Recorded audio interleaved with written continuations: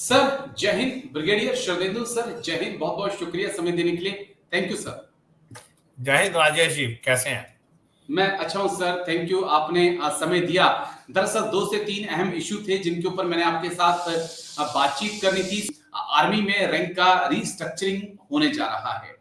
कितनी पॉसिबिलिटी देख रहे हैं सर? इस बात की चर्चाएं बहुत तेज हैं कि लेफ्टिनेंट कर्नल रैंक को खत्म किया जाएगा, ब्रिगेडियर रैंक को, क्योंकि हम तो ब्रिगेडियर शरदेंदु सर बोलते हैं, वो ब्रिगेडियर रैंक को ही खत्म करने की बातचीत चल रही है। ऐसी क्या रिक्वायरमेंट आ गई सर? अगर ब्रिगेडियर रैंक खत्म होगा तो हमारे ब्रिगेड को कमांड कौन करेगा? अगर लेफ्टिनेंट कर्नल खत्म हो जाएगा तो रेजिमेंट का ट्वाइसी कौन होगा सर? देखिए Rajesh ji, rank structuring is a call of the time. हमेशा कार्डर रिव्यू होता है, और जब भी हम इसकी बात करते हैं तो कहीं ना कहीं हम सिविल एडमिनिस्ट्रेशन से पैरिटी की बात करते हो। और फौज में बहुत ज्यादा रैंकिंग था, सेकंड लेफ्टिनेंट से लेके जनरल तक, फील्ड मार्शल तक, इन सारों को कंबाइन करने की आवश्यकता हुई। और समय बदल रहा है। जब आप रनिंग पे बैंड की बात करते हैं और जब आप इस तरीके से सिविल काउंटर पार्ट में अपने प्रोटोकॉल पे जाते हैं तो तमाम रैंक आते हैं जो बाधा क्रिएट करते हैं। लिहाजा अगर हिंदुस्तान की आर्मी, जिसमें तीनों सशस्त्र सेनाएं शामिल हैं, उनके रैंक स्ट्रक्चर की बात करें तो सिंस मैं आर्मी से, तो मैं उसकी व्याख्या बता सकता हूँ। देखिए, सेकंड लेफ्टिनेंट पहले से ही आउट हो रखा है। ट्रेनिंग के जी। समय लेफ्टिनेंट, अगर वो कैप्टन से कमीशन हो, मेजर है, और मेजर के बाद सीधा कर्नल बना दिया जाए, तो जो आप ट्वाइसी बता रहे हैं लेफ्टिनेंट कर्नल कौन होगा? जो सीनियर मोस्ट मेजर होगा वो ट्वाइसी हो जाएगा। क्योंकि ट्वाइसी कोई अलग से अपॉइंटमेंट एमएस ब्रांच का नहीं है। जो सीनियर मोस्ट ऑफिसर यूनिट में होता है वो ट्वाइसी की ड्यूटी करता है। तो जो सीनियर मोस्ट मेजर होगा वो कर सकता है ट्वाइसी की ड्यूटी।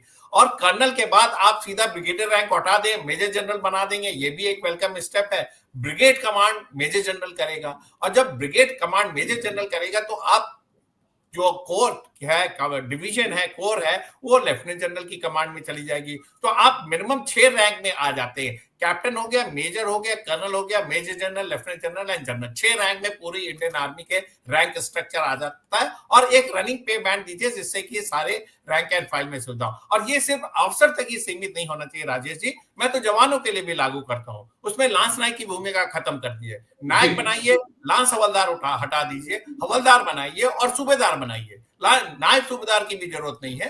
तो आप नायक बनाइए, हवलदार बनाइए और सीधा सूबेदार बनाइए, और उसके बाद सूबेदार मेजर। तो उनका भी कॉम्पैक्ट हो गया। आप रनिंग पे बैंड कर देंगे, एश्योर्ड प्रमोशन टिल हवलदार आप दीजिए, और उसके बाद जब वो कार्डर करेगा प्रमोशन और वैकेंसी के हिसाब से, उसको सूबेदार बनाइए। तो अगर इस तरीके की रैंक स्ट्रक्चरिंग कर देते हैं, जैसे कि आर्टिलरी यूनिट में 36 जेसीओज होते हैं, तो सारे के सारे अगर सूबेदार होंगे तो उसमें कोई फर्क नहीं पड़ने वाला है। सीनियरिटी के हिसाब से वो अपनी ड्यूटीज बांट लेंगे और काम चलेगा।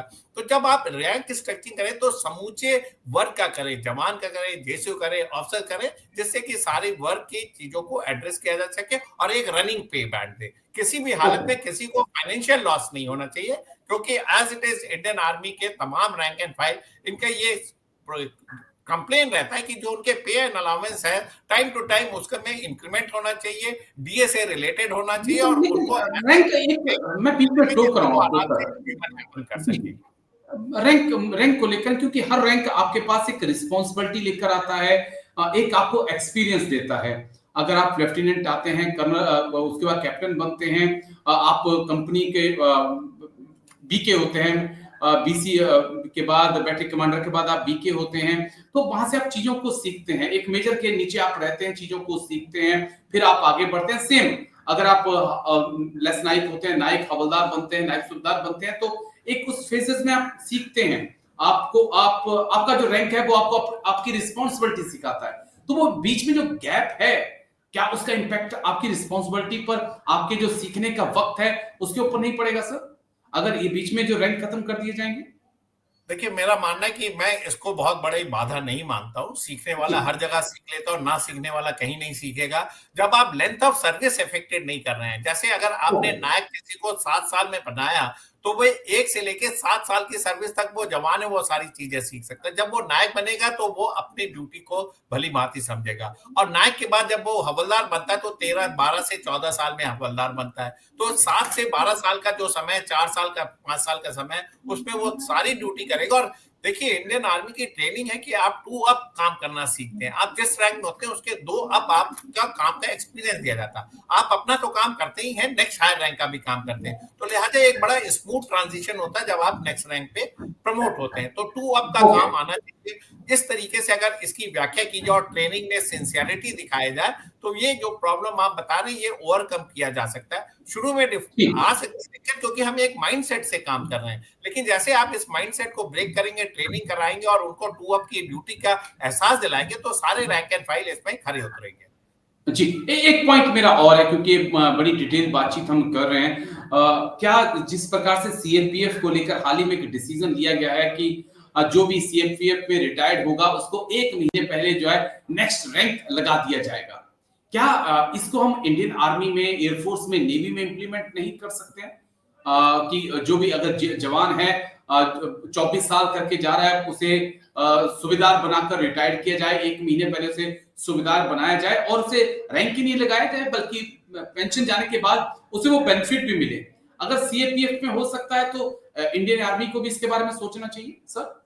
राजेश जी, आप जो है बड़े अच्छे से कड़ियों को जोड़ते हैं, इसके लिए मैं आपको बहुत बहुत कॉम्प्लीमेंट देना थैंक यू। चाहता हूँ। बिल्कुल आपने सही बोला, ये मेरे जहन की बात आपने बोल दी। मैं इस पॉइंट को बहुत दिनों से सोच रहा था, आज से नहीं 10 साल पहले से सोच रहा था कि कैसे आप सेटिस्फैक्शन लेवल बढ़ा सकते हैं दोज सर्विंग सोल्जर जो घर जाने, जो पेंशन जा रहे होते हैं। तो अगर आप उनको एज इट इज देखिए, हमारा पिरामिडिकल स्ट्रक्चर है, बड़े कम लोग प्रमोशन हो पाते हैं। हर रैंक पे, हर फाइल पे आपका 50% प्रमोशन होता है, बाकी उसी रैंक पे रह जाते हैं। तो उनका सेटिस्फैक्शन लेवल बढ़ाने के लिए, उनकी पेंशन को एक अच्छा रिस्पेक्टेबल लेवल पे ले जाने के लिए, अगर आप जाने से पहले, उसके 6 महीने पहले उसको नेक्स्ट रैंक देते हैं, तो एक बहुत वेलकम कदम हुआ। देखिए, आप ऑनररी रैंक देते हैं, हवलदार जी। को नायब ऑनररी देते हैं, ऑनररी सूबेदार देते हैं, इसी तरह सूबेदार को ऑनररी कैप्टन रैंक देते हैं। अगर इसी की परंपरा को जारी रख के इसको सारे रैंक एंड फाइल पे लागू कर दिया जाए और नेक्स्ट रैंक दे दिया जाए उसके रिटायरमेंट से पहले, तो एक बहुत बेहतर कदम होगा। क्योंकि हमारा जो प्रमोशन का स्ट्रक्चर है वो बड़ा नैरो है, लिहाजा एक वेलकम कदम है। मैं आपके सूझबूझ को दाद देता हूँ, और जिस तरीके का कंपैरिजन आपने किया है ये काबिले तारीफ है। हिंदुस्तान की आर्मी को इस दिशा में सोचना पड़ेगा, और इसको इस 8 पे कमीशन या जल्दी से जल्दी अगर लागू करेंगे तो हमारा सेटिस्फैक्शन लेवल बहुत हाई होगा। ये बहुत ही वेलकम स्टेप है, और साथ में उसको एक बेहतर पेंशन, बेहतर पोस्ट रिटायरमेंट एवेन्यू मिलता हुआ नजर आता है। मिलना, और मुझे लगता है कि शायद जल्दी ही इसके ऊपर भारत सरकार, मिनिस्ट्री ऑफ डिफेंस सोचे, विचार करे और हमारे आर्मी ऑफिसर, आर्मी चीफ जो है पहल करें। देखिए, मैं भी ऐसी उम्मीद करता हूं, लेकिन दूसरा दिमाग मेरा कहता है कि ना जाने क्यों जल्दी ही इस देश के अंदर प्राइवेट आर्मी का कंसेप्ट आएगा और बड़े बड़े घराने जो हैं वो कंपनियां बनाकर जो हैं विदेशों में भर्तियां भी कराएंगे। जैसे कबूतरबाजी होती थी पंजाब में, वैसी कबूतरबाजी आने वाले वक्त में अग्निवीरों की भी हो सकती है। भगवान ना करे ऐसा वक्त आए, लेकिन लगता है कि ऐसा होने वाला है। शुक्रिया, बहुत बहुत शुक्रिया ब्रिगेडियर शिवतेंदु सर, आप आए, तमाम मुद्दों पर आपने बात रखी। Thank you sir, Jai Hind, take care sir, thank you, wish you all the best, take care. Thank you.